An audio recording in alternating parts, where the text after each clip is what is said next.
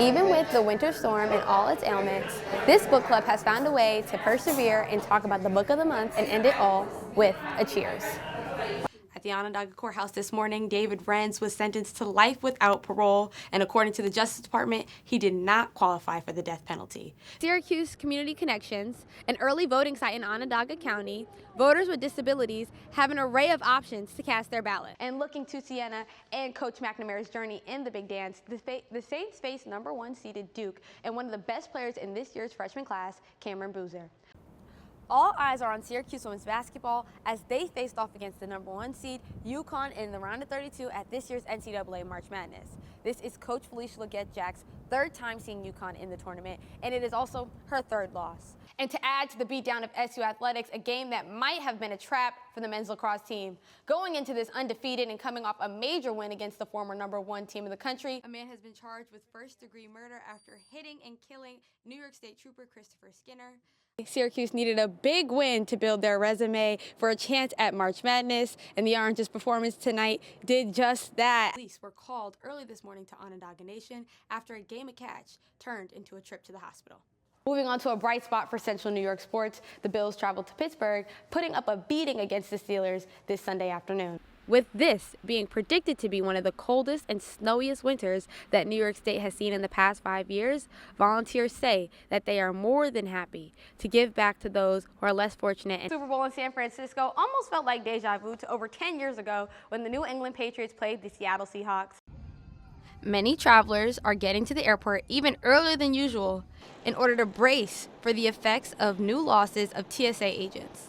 Since the partial government shutdown started 2 weeks ago, the Department of Homeland Security has not been fully funded, and it has affected the pay of TSA agents. Some agents have chosen not to come to work, and it has caused delays at airports all over the country. And then TSA, we were in line probably an hour and a half at Orlando. Hope not be an impact. I shall see, because I'm on my way to Atlanta Airport, which is Hasford, is a big airport, so I'm sure it's going to be some effects in that big airport. Currently, DHS reports that over 300 workers have quit since the shutdown has begun, and travelers here in Syracuse have a general sentiment that these workers deserve to be paid. TSA workers, because they are our future, and I really think that the government, as well as Homeland Security, should come together and be united and pay these TSA workers, because they're working hard without pay, and that's a tremendous amount of pressure. Yes, we actually feel horrible for those TSA employees. I have some friends that are TSA employees, and it's not fair what's happening, and they truly need to be paid. The funding cuts at the Department of Homeland Security stem from some members of Congress not wanting to fund Immigration and Customs Enforcement, also known as ICE. Their new immigration enforcement policies led to the death of 2 U.S. citizens.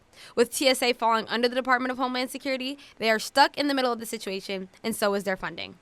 While the effects of the cut are being felt at different major airports across the country, the smaller airports like Syracuse Hancock have not yet been impacted by the shutdown. In Syracuse, for NCC News, I'm Jordan Booker. At the Syracuse Boys and Girls Club on East Fayette Street, community members are taking full advantage of their ability to go out and vote, a right that their families just a few generations ago didn't have. Patricia McCullers has lived in Syracuse for all 76 years of her life and says that she always goes out to vote because at one point in history, she wouldn't have been able to. I vote because I have the privilege of voting, and my ancestors fought so we can vote, so I felt that I'm a taxpayer and I should have a say-so in things that's going on here in Syracuse. While Patricia votes because of the fight from her ancestors, other community members vote because they want to set an example for the next generation. Another lifelong Syracuse community member, Carolyn Wallace, says that she would like to see her community come out and vote more. More Afro-Americans need to exercise to be a voter. We don't have enough Afro-Americans voting today. Both women say that they were more than enthusiastic to complete their civic duty and hope that they encourage others to do the same. For NCC News, I'm Jordan Booker.